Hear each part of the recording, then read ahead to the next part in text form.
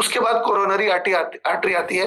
Aorta के बाद से बहुत सारी कोरोनरी आर्टरीज में ब्लड जाता है, और कोरोनरी आर्टरीज के द्वारा हार्ट के मसल्स में, हार्ट भी एक पंप है, तो हार्ट भी कोशिकाओं से बना हुआ है, हार्ट भी मसल से बना हुआ है, तो उन मसल्स को भी सही तरीके से फंक्शन परफॉर्म करने के लिए उनको भी ऑक्सीजन की जरूरत है। अब ये ऑक्सीजन कोरोनरी आर्टरी ब्लड तक पहुंचाते, हमारे हृदय तक पहुंचाती है। अब प्रोसेस के बारे में समझते हैं कि जब हमारे शरीर के अंदर, हमारे खाने के अंदर जब फैट बिल्डअप हो जाता है या कोलेस्टेरॉल बिल्डअप हो जाता है या अलग अलग तरह के सब्सटेंस आर्टरी के वॉल पे चिपकते हैं, इंडोथीलियम में चिपकते हैं, इंडोथीलियल वॉल पे चिपकते हैं, तब इसको एथेरोस्क्लेरोसिस कहते हैं। अब ये क्या होता है, ये आगे चल के मैं और एक्सप्लेन भी करूंगा। प्लाक क्या होता है, आपके दांत के ऊपर आप देखेंगे कि कभी कभी एक काई सी जम जाती है, उसको भी प्लाक कहते हैं। किसी भी तरह की काई को प्लाक कहते हैं। अब ये काई अगर आपके धमनियों और सिराओं के अंदर अगर जमे, तो ये आपके धमनियों और सिराओं के अंदर ट्रैफिक जाम कर सकती है। आपके धमनियों और सिराओं का जो मोटापा है, अगर मान लीजिए इतना मोटापा है और आगे पीछे काई भी जम गई, तो रक्त के प्रवाहित होने की जगह और भी कम हो गई, क्योंकि वो काई जमी हुई है और उस काई को तो आप हटा भी नहीं सकते, हाथ घुसा के तो काई को हटा नहीं सकते। अच्छा, तो ये काई जो है, इसके अंदर फैटी सब्सटेंस होते हैं, कोलेस्ट्रॉल होता है, और सेल में जो वेस्ट पैदा होता है वो वेस्ट भी इस प्लाक के अंदर मौजूद होता है। इंडोथीलियम क्या होता है, हमारे धमनियों और सिराओं के अंदर जो चिकनी सी एक दीवार होती है, ताकि, और वो चिकनी दीवार क्यों होती है, ताकि किसी भी तरह का ट्राइग्लिसराइड, किसी भी तरह का कोलेस्ट्रॉल जो है वो उन दीवारों पे चिपक ना पाए, इस वजह से बहुत चिकनी दीवार होती है। और वो धमनियों और सिराओं के अंदर वाला पोर्शन जो होता है उसको एंडोथीलियम कहते हैं। अब ये एंडोथीलियम बहुत इंपॉर्टेंट है। अगर ये एंडोथीलियम मजबूत है, अगर ये चिकनी परत बरकरार है, अगर ये चिकनी परत बरकरार है, तो इस चिकनी परत से कुछ भी जाएगा तो स्लिप कर जाएगा, वो चिपकेगा नहीं। आप देखेंगे कोई भी चिकनी सतह होगी तो वहां जल्दी से कुछ चिपक नहीं सकता, क्योंकि वो चिकनी सतह है ना, कुछ भी वहां टकराएगा तो वहां से आगे बढ़ जाएगा, तो चिपक नहीं पाएगा, तेल लगाते ही इसलिए। तो एंडोथीलियम की वॉल बहुत स्लिपरी होती है, और ये मतलब आपके धमनियों और सिराओं के अंदर की जो वॉल होती है, जो अंदर का जो पोर्शन होता है, उसको एंडोथीलियम कहते हैं। तो आशा करता हूं कि ये मैं समझा पाया हूं। आगे चल के हम लोग फिर से इसकी तरफ आने की कोशिश करेंगे, ताकि हम एक बेटर अंडरस्टैंडिंग डेवलप कर पाए कि ब्लड प्रेशर आखिर होता क्या है। अब प्रोसेस को समझते हैं कि मतलब किस प्रक्रिया के दौरान हमें ब्लड प्रेशर महसूस होता है। आर्टरीज जो है, ऑक्सीजनेटेड ब्लड या मतलब ऑक्सीजन से भरा हुआ जो रक्त है, वो सारे शरीर में प्रवाहित करने की चेष्टा करती है, सारे शरीर में प्रवाहित करती है। ऐसे में क्या होता है कि जो रक्त है वो सिस्टोलिक और हाइड्रोलिक प्रेशर से, ब्लड जब हार्ट पंप करता है, ऐसे पंप करता है, तो उस पंपिंग प्रेशर की वजह से सिस्टोलिक और डिस्टोलिक प्रेशर क्रिएट होता है, और उस पंपिंग एक्शन की वजह से रक्त जो है वो धमनियों और सिराओं में संचारित होता है। ठीक है, अभी पंपिंग एक्शन तो हो गया। अभी होता क्या है कि ऑक्सीजनेटेड ब्लड के पैसेज को या डीऑक्सीजनेटेड ब्लड के पैसेज को जब नेगेटिवली इंपैक्ट किया जाता है, जब धमनियों और सिराओं की हेल्थ अच्छी नहीं होती, जब रक्त जो संचारित हो रहा है अगर वो बहुत मोटा हो जाए, अगर उसकी क्वालिटी बहुत ही घनी हो जाए, अगर उसके अंदर जो पदार्थ हैं वो अगर सही तरीके से संतुलित ना हो, उसको अगर नियंत्रित ना किया जाए, या आपके हार्ट के पंप करने की स्पीड में कोई असुविधा हो, तो ये सारी चीजों की वजह से ब्लड जो है सही तरीके से नहीं जा पाता, या हार्ट चेष्टा करता है कि ज्यादा से ज्यादा पंप करें, क्योंकि वो जा तो रहा नहीं है। क्यों नहीं जा रहा? क्योंकि धमनियों और सिराओं में प्रॉब्लम है। लेकिन हार्ट को तो टेंशन है कि अरे ब्लड तो पहुंच नहीं पा रहा है सही जगह पर सही तरीके से, तो हार्ट और जोर लगाता है और दब और ताकत लगाता है, ताकि वो अपना पंपिंग एक्शन बढ़ा करके, हालांकि धमनी और सिराओं में असुविधा है या ब्लड इतना मोटा हो गया है कि उसको पंप करने के लिए बहुत ज्यादा जोर लगाना पड़ रहा है। तो हार्ट अगर लंबे समय से जोर लगाएगा तो क्या होगा, धमनियों और सिराओं के ऊपर के वॉल्स के ऊपर प्रेशर ज्यादा पड़ेगा। आप एग्जाम्पल में भी देखिएगा, फिर मैं दोबारा से एक बार एक्सप्लेनेशन की तरफ आऊंगा। अच्छा, ये आर्टरीज एंड वेन्स जो धमनियां और सिराएं हैं, उनकी क्वालिटी डिटीरियोरेट करती क्यों है, उनकी क्वालिटी में उनके मतलब हेल्थ में प्रभाव पड़ता क्यों है, नुकसान होता क्यों है, या रक्त जो है वो मोटा क्यों होता है, उसके कुछ कुछ कारण है मूल तौर पे। उसके कारण ये है कि अगर आपकी उम्र बढ़ रही है तो उम्र बढ़ने के साथ साथ आपके धमनियों और सिराओं की भी उम्र बढ़ रही है, स्वाभाविक सी बात है। तो जब धमनियों और सिराओं की उम्र बढ़ती है तो उनका लचीलापन कम होता है, और लचीलापन अगर कम होता है तो लंबे समय में वो रक्त को सही तरीके से प्रवाहित नहीं कर पाती। इसकी वजह से पहले के समय में, आज से बहुत समय पहले, अगर किसी को हार्ट अटैक होता भी था या हार्ट की समस्या होती भी थी तो वो ज्यादा ज्यादा उम्र होने के बाद होती थी, कम उम्र में नहीं होती थी। लेकिन आजकल कम उम्र में भी हो रही है क्योंकि हमारे हार्ट के ऊपर दबाव ज्यादा है, क्योंकि आज हमारे पूरे सिस्टम के ऊपर दबाव बहुत ज्यादा डाला हुआ है हमने। वो चाहे वो जंक फूड से हो, चाहे वो स्ट्रेस से हो, चाहे वो आजकल की केमिकल भरी लाइफस्टाइल से हो, चाहे वो लैक ऑफ फिजिकल एक्टिविटी से हो, तो ये सारे कारण हैं। दूसरा सबसे बड़ा कारण है आपके रक्त संचार सही तरीके से ना होने का, या धमनियों और सिराओं के ऊपर ज्यादा प्रेशर पड़ने का, वो मोटापा है। क्योंकि जैसे जैसे आपके शरीर में मोटापा बढ़ता है वैसे वैसे आपके शरीर में फैट बढ़ता है, और जैसे जैसे आपके शरीर में फैट बढ़ता है तो वैसे वैसे आपके शरीर के अंदर ट्राइग्लिसराइड और कोलेस्ट्रॉल के जरिए फैटी डिपॉजिट्स बढ़ना शुरू होता है, रक्त के संचार के अंदर आ जाते हैं। और आपकी अगर साथ ही साथ एपिथेलियल टिश्यू की जो वॉल है वो भी कमजोर है तो वो चिपकना शुरू हो जाते हैं। मैं आपको आगे की वीडियो में दिखाता हूं कि ये होता किस तरह से है। एक्सरसाइज अगर आप नहीं करते तो फैट जो है जल्दी से गलता नहीं। आप देखेंगे कि एक हमारा थर्मोकोल का ग्लास होता है, वो उसको थर्मोकोलेस्ट्रॉल कहते हैं। बेसिकली वो कोलेस्ट्रॉल की मॉलिक्यूलर बाइंडिंग और उसकी मॉलिक्यूलर बाइंडिंग बिल्कुल एक जैसी होती है। तो अगर आप किसी भी तरह का फैटी एसिड अगर आप इस्तेमाल करते हैं और वो पोटेंट है तो वो उस ग्लास को गलाना शुरू कर देगा। ठीक उसी तरह से जब आप एक्सरसाइज करते हैं तो आपके शरीर के अंदर गर्मी पैदा होती है, और उस गर्मी पैदा होने से वो जो अंदर अलग अलग तरह के ट्राइग्लिसराइड या अलग अलग तरह के कोलेस्ट्रॉल गलना शुरू कर देते हैं, और वो गल के आपके शरीर से निष्कासित हो सकते हैं। अगर वो सॉलिड फॉर्म में आपके ब्लड में बने रहे, आपके रक्त में बने रहे, तो नुकसान दे सकते हैं आपको। इसके अलावा बहुत सारे लोग अलग अलग तरह का नशा करते हैं, चाहे वो तंबाकू का नशा हो, चाहे वो शराब का नशा हो, चाहे वो किसी भी तरह का नशा हो। जितना ज्यादा आप नशा करेंगे उतना ज्यादा आपके खून के गाढ़े होने की प्रबलता बढ़ जाएगी। तो अगर आपका खून गाढ़ा हो जाता है, क्योंकि जो भी आप खाते हैं उसका एक अंश आपके ब्लड के जरिए ही आपके पूरे शरीर तक पहुंचता है।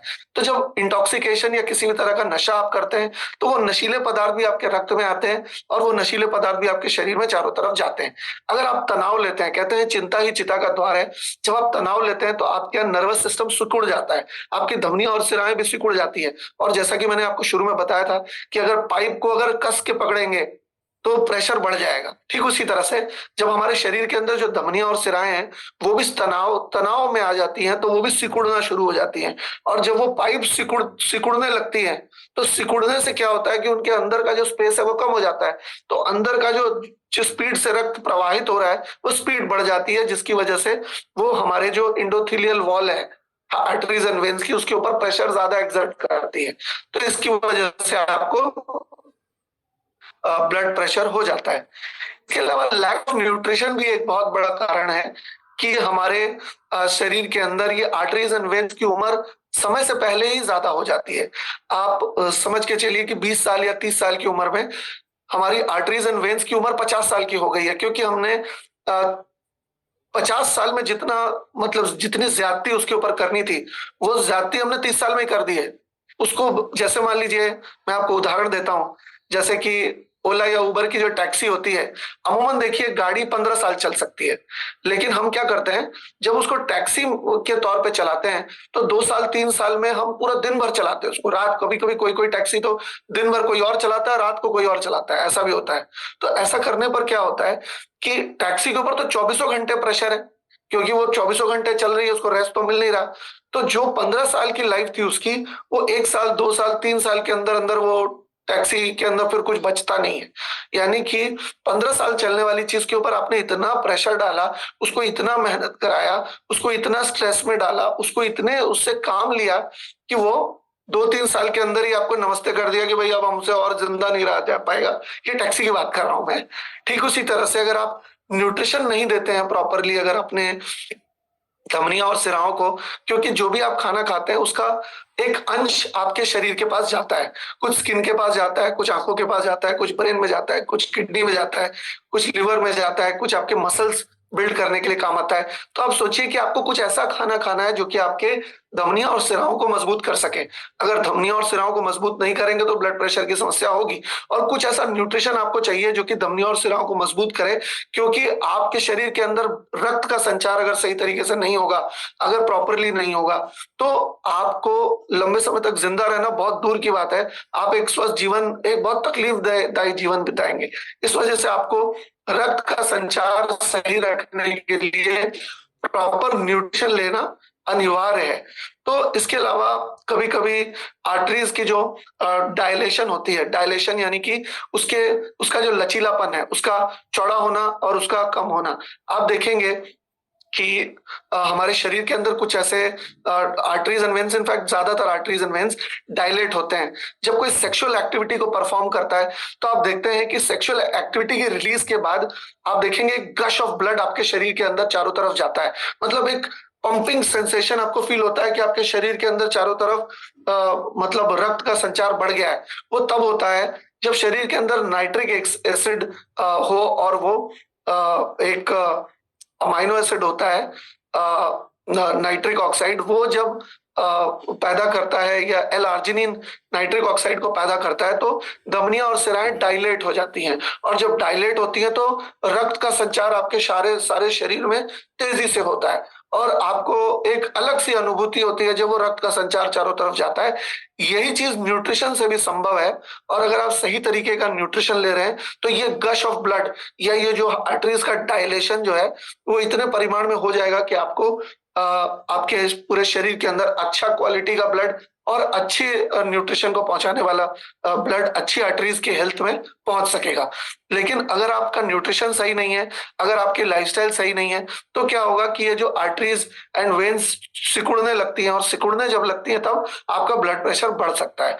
इसके अलावा ये ऐसा इस वजह से भी हो सकता है कि प्लाक जमना शुरू हो जाती है। काई जो है, एक तरह की काई है ब्लड की, वो जमना शुरू हो जाती है आपके एपिथेलियल या आपका जो ये एंडोथीलियम है, एंडोथीलियम के ऊपर चिपकना शुरू हो जाती है, और उसकी वजह से ब्लड का सर्कुलेशन रुकना शुरू हो जाता है।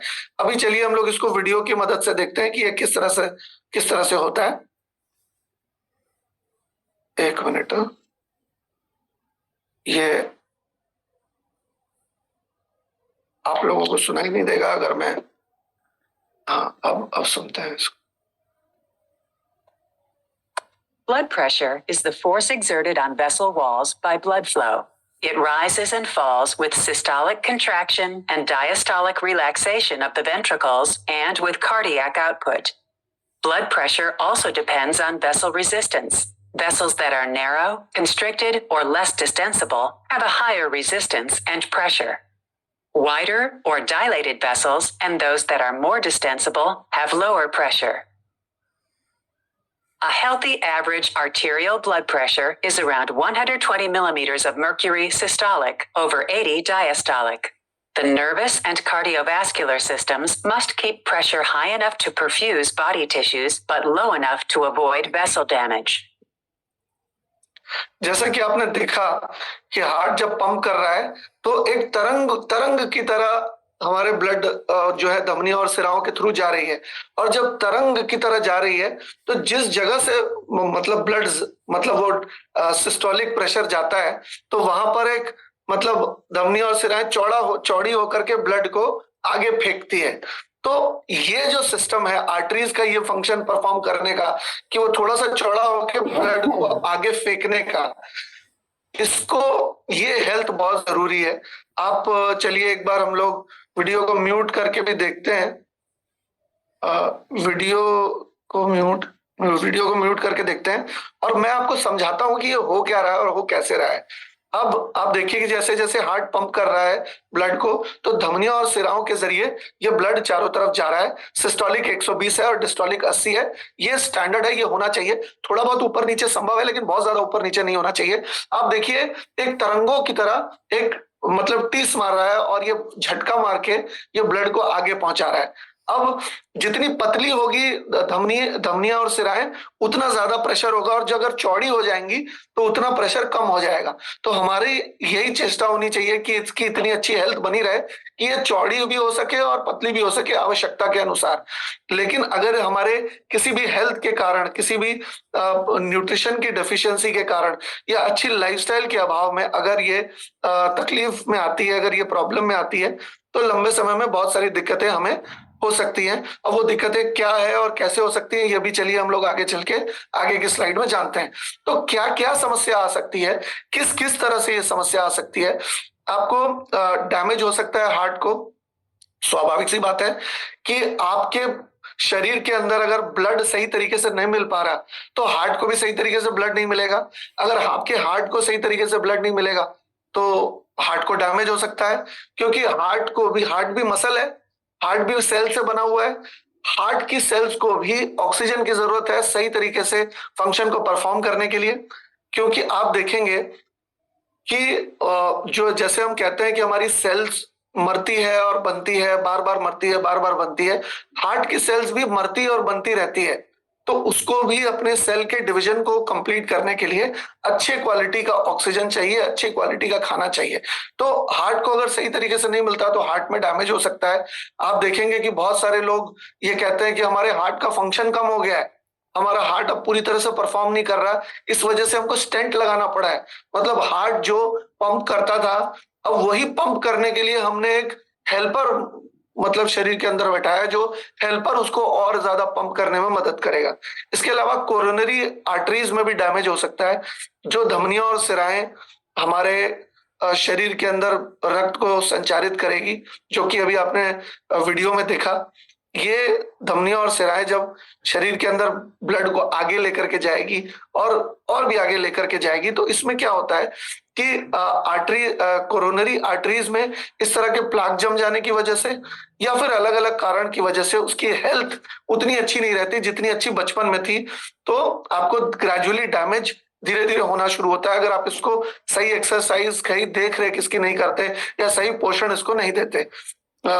इसके बारे में हमने पढ़ा था, एथेरोस्क्लेरोसिस के बारे में हमने पढ़ा था। क्या पढ़ा था? एथेरोस्क्लेरोसिस क्या होता है? ब्लड के अंदर जब फैट बिल्डअप होता है या कोलेस्ट्रॉल बिल्डअप होता है आर्टरीज के वॉल में, तब ये एथेरोस्क्लेरोसिस ये समस्या हमारे होती है। अब ये देखिए जो आप यहाँ चित्र देख रहे हैं, इसमें ये एथेरोस्क्लेरोसिस एक टिपिकल प्रॉब्लम आपके यहाँ पर डायग्राम में देखने को मिल रही है। जो सुनहरा रंग का या जो पीले रंग का है, वो फैट डिपॉजिट है या कोलेस्ट्रॉल डिपॉजिट है, जो कि आपके धमनियों और सिराओं में अटक गए हैं। आप देखिए धमनियों और सिराओं में अटकने के बाद आपकी धमनियों और सिराओं को कैसा चौड़ा, एक सूजन सी आ गई है वहां पे, और धमनियों और सिराओं को वहां से चौड़ा होना पड़ा है। तो ये प्रॉब्लम अगर लंबे समय तक रहे तो वो धमनियों और सिराओं के चौड़ा होने के बावजूद भी वहां पर एक अवरोध पैदा होता है, एक बाधा पैदा होती है, और इस बाधा के पैदा होने की वजह से लंबे समय में कोई भी दिक्कत आ सकती है। वो विजन का लॉस हो सकता है कि आपने देखा होगा कि बहुत सारे लोगों को अगर प्रेशर बढ़ जाता है तो उन लोगों को खड़े होने के बाद चक्कर आना शुरू होता है, उन लोगों को आंख से उतना अच्छा दिखाई नहीं देता है, उनके किडनी में डैमेज होता है। क्योंकि आप देखिए कि आपके हर ऑर्गन को सही तरीके से ब्लड सप्लाई चाहिए, आपके सब ऑर्गन को सही तरीके से ऑक्सीजन की सप्लाई चाहिए, ग्लूकोज की सप्लाई चाहिए, और ये सारी चीजें ब्लड के माध्यम से ही हो पाती हैं। ब्लड ही ऑक्सीजन पहुंचाएगा, ब्लड ही ग्लूकोज पहुंचाएगा। तो अगर ब्लड जिस जगह से, जिस रास्ते से ब्लड जा रहा है, अगर वो रास्ते की हेल्थ ठीक नहीं है, धमनियां और सिराओं की हेल्थ ठीक नहीं है, तो आपको लंबे समय में दिक्कत आ सकती है। वो किडनी डैमेज भी हो सकता है। बहुत सारे लोगों को ब्लड प्रेशर हाई या लो होने की वजह से इरेक्टाइल डिस्फंक्शन भी होता है। बहुत सारे लोगों को सेक्सुअल एक्टिविटी परफॉर्म करने में दिक्कत आती है।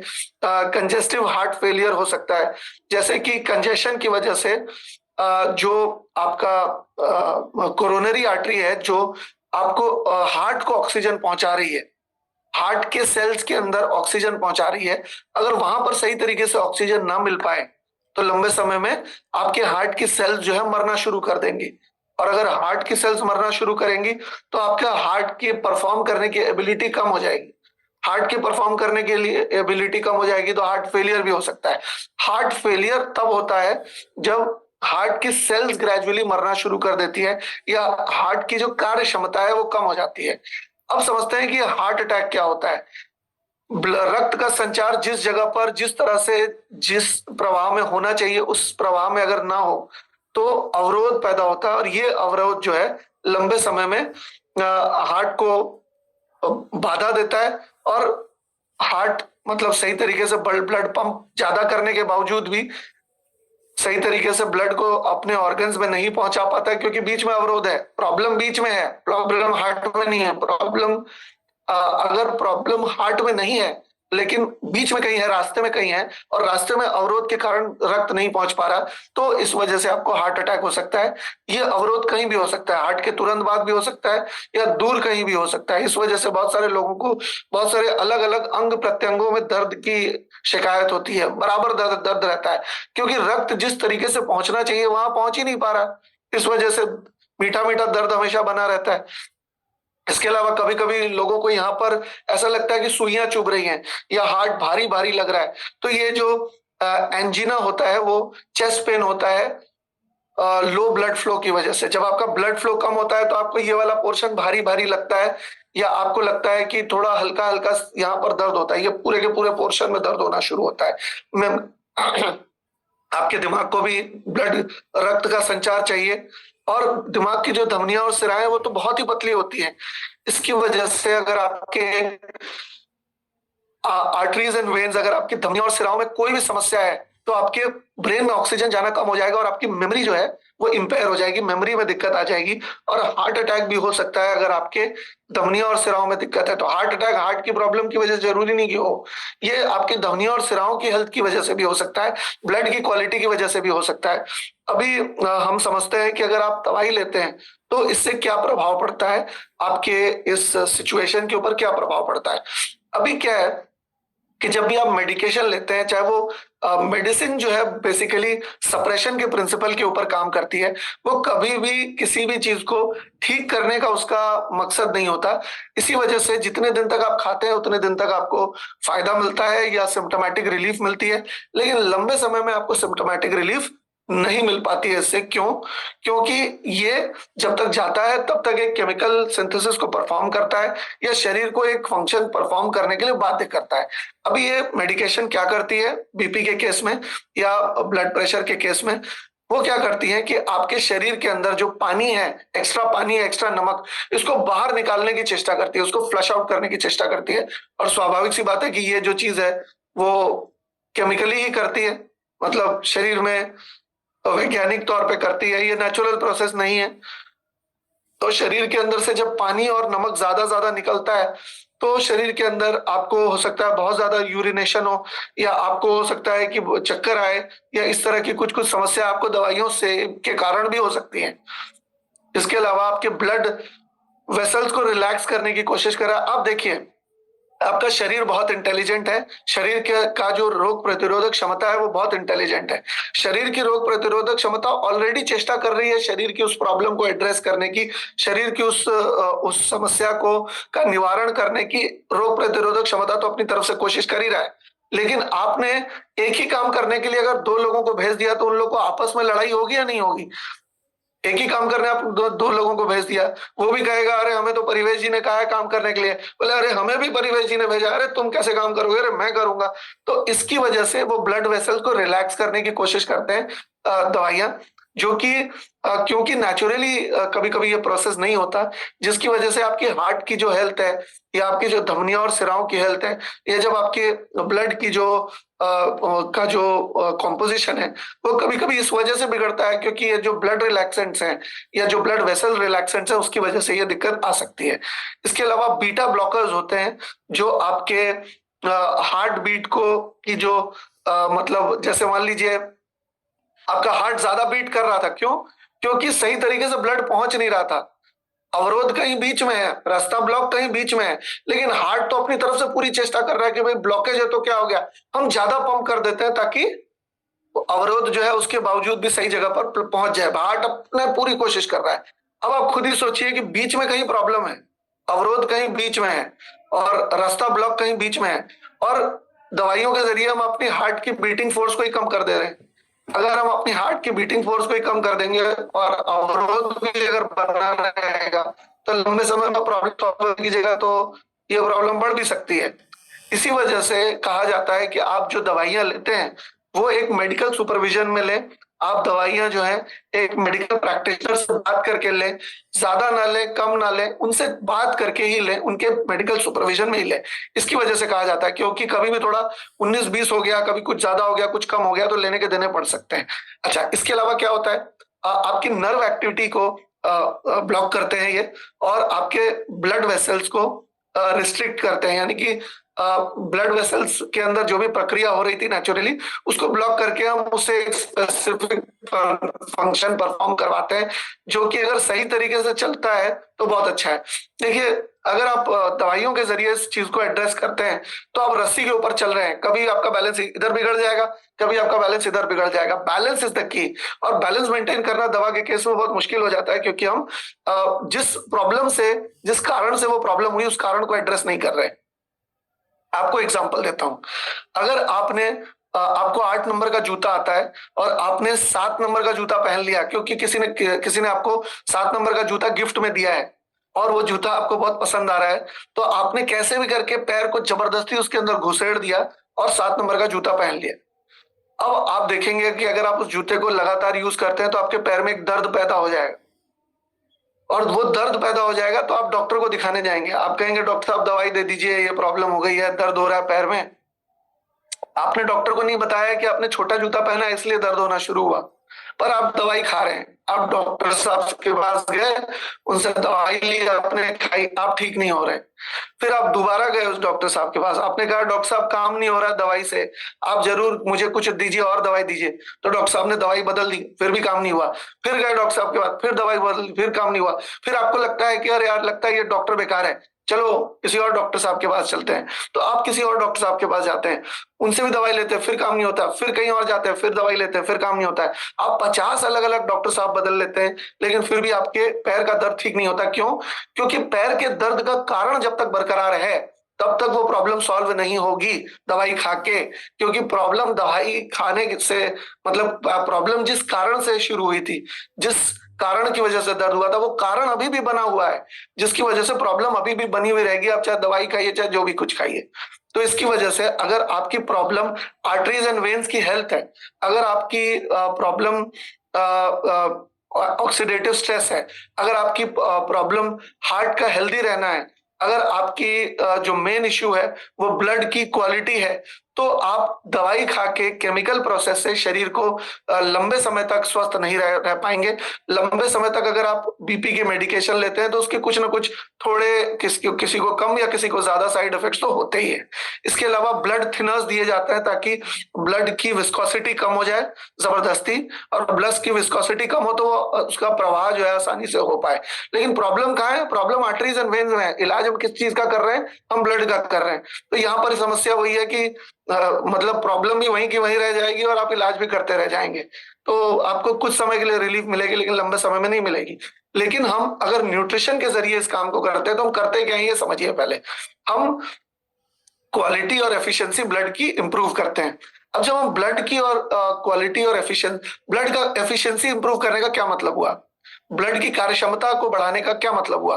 ब्लड का काम है ऑक्सीजन को एक जगह से दूसरी जगह पहुंचाना, ग्लूकोज को एक जगह से दूसरी जगह पहुंचाना, WBC को एक जगह से दूसरी जगह पहुंचाना, रेड ब्लड सेल्स को या हेमोग्लोबिन, बेसिकली अलग अलग चीजों को एक जगह से दूसरी जगह पहुंचाना इसका काम है। और ये जाता किस रास्ते से? ये हाईवे से जाता है।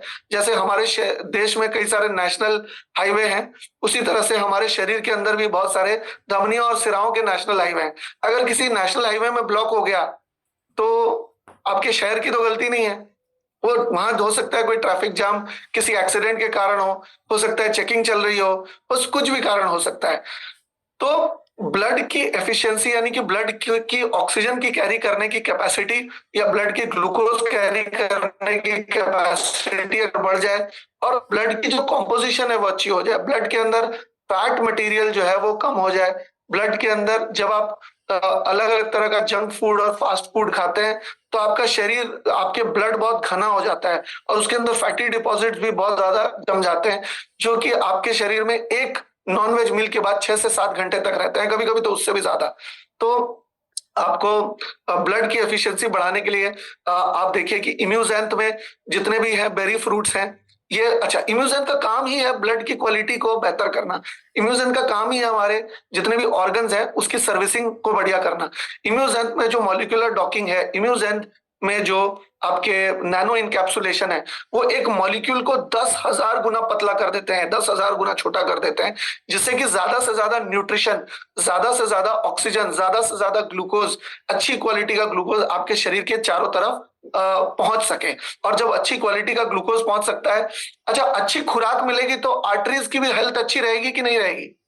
क्योंकि आर्टरीज और वेन्स, धमनियां और सिराएं भी हमारे शरीर के अंदर ही है। अगर हम अच्छी खुराक खाते हैं तो स्वाभाविक सी बात है कि धमनियों और सिराओं को अच्छी खुराक मिलेगी, हार्ट को अच्छी खुराक मिलेगी, सेल्स को अच्छी खुराक मिलेगी। तो ठीक उसी तरह से जब आप अच्छा जैसे इम्यूजेंट लेते हैं या नोवा लेते हैं, जब आप जैन प्रो लेते हैं, तो आपकी धमनियों और सिराओं की जो इलास्टिसिटी है मेंटेन रहती है, आपकी धमनियों और सिराओं की और एंटीऑक्सीडेंट इफेक्ट ऑक्सीडेटिव स्ट्रेस को रोकता है। आर्टरीज एंड वेन्स की सर्विसिंग होती है। आप देखिए कोई भी मशीन जो चलती है उसकी सर्विसिंग होती है। हम लोग हर अपने फेस्टिवल के समय अपने घर को या अपने इक्विपमेंट्स को साफ करते हैं, तो ठीक उसी तरह से जब आपकी धमनियों और सिराओं की भी सर्विसिंग हो जाए यदि, तो ये सप्लीमेंट से पॉसिबल है, क्योंकि हम रूट कॉज के ऊपर एड्रेस करते हैं। तो धमनियों और सिराओं की किस चीज से सर्विस हो सकती है? धमनियों और सिराओं की सबसे अच्छी सर्विसिंग इम्यूजैन से हो सकती है। इसके अलावा प्लाक जो है उसको जमने नहीं देता इंडोथीलियल वॉल पे। आपने ये जो यहाँ पर देखा कि ये जो इंडोथीलियल वॉल पे प्लाक जमी हुई है, इस प्लाक को जमने नहीं देता। जमेगा कब? आपको मैं दिखाता हूं, रुकिए 1 मिनट। ये आप गौर करिए कि ये जो एंडोथीलियल वॉल है, सेकंड, लाल पीला सफेद, सफेद ही करते हैं। ये जो वॉल है, देखिए ये वाली जो वॉल है, ये वॉल की अगर चिकनाहट अगर कम ही नहीं होगी और चिकनाहट अगर बनी रहेगी तो ये प्लाक जमेगा ही नहीं ना। ये जो पोर्शन है, अगर यहाँ की चिकनाहट खत्म नहीं होती तो ये प्लाक जमती ही नहीं, ये प्लाक यहाँ जमती ही नहीं। तो इसकी चिकनाहट अगर बरकरार रख दें, इसकी चिकनाहट अगर हम मेंटेन कर दें, तो हमारी प्रॉब्लम तो वहीं पे सॉल्व हो जाएगी। तो यही चीज हमारे सप्लीमेंट्स के जरिए करना पॉसिबल हो पाता है कि हम इसको बड़ी आसानी से ये कर देते हैं। 1 सेकेंड, ओके।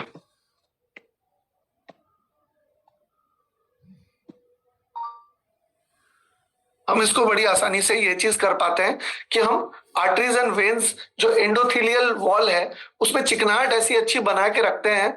इम्यूजैन को बनाने की काबिलियत रखता है। इम्यूजैन इंडोथीलियल वॉल के ऊपर वो जो पतली चिकनी परत है उसको दोबारा मेंटेन कर देता है। अगर वो चिकनी परत हटेगी नहीं तो प्लाक वहां चिपकेगा ही नहीं, प्रॉब्लम ही सॉल्व हो जाएगी। इसके अलावा अगर आप एंटीऑक्सीडेंट, ऑक्सीडेटिव स्ट्रेस बहुत अच्छी करता है। अच्छा, हाइट लॉस नहीं है, ये वेट लॉस होगा।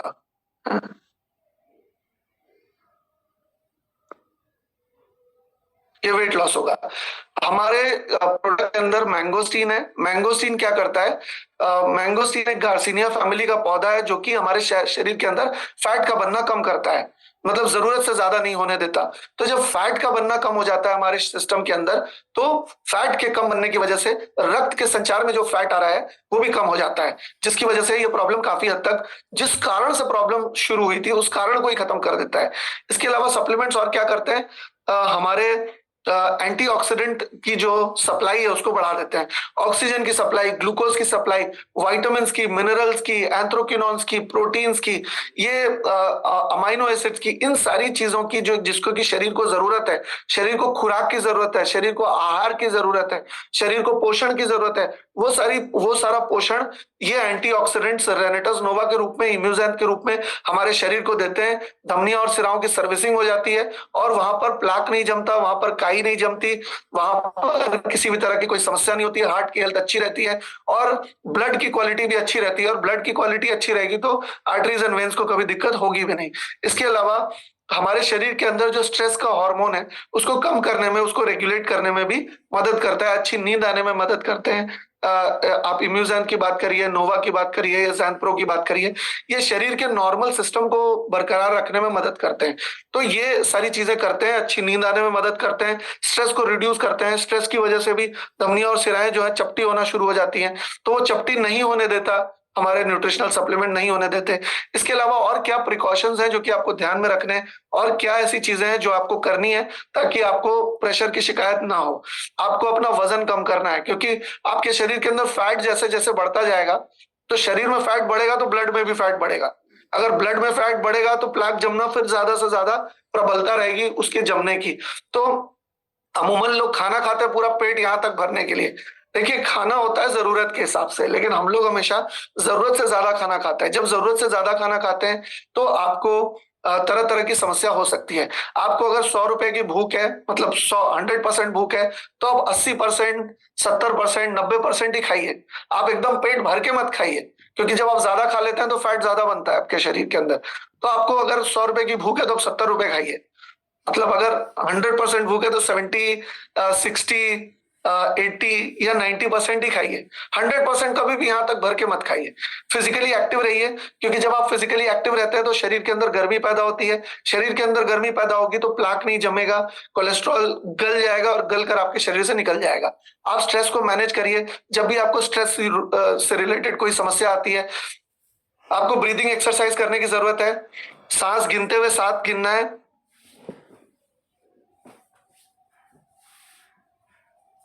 7 गिना, अब रोक के 3 गिनना है, अब छोड़ते हुए 7 गिनना है,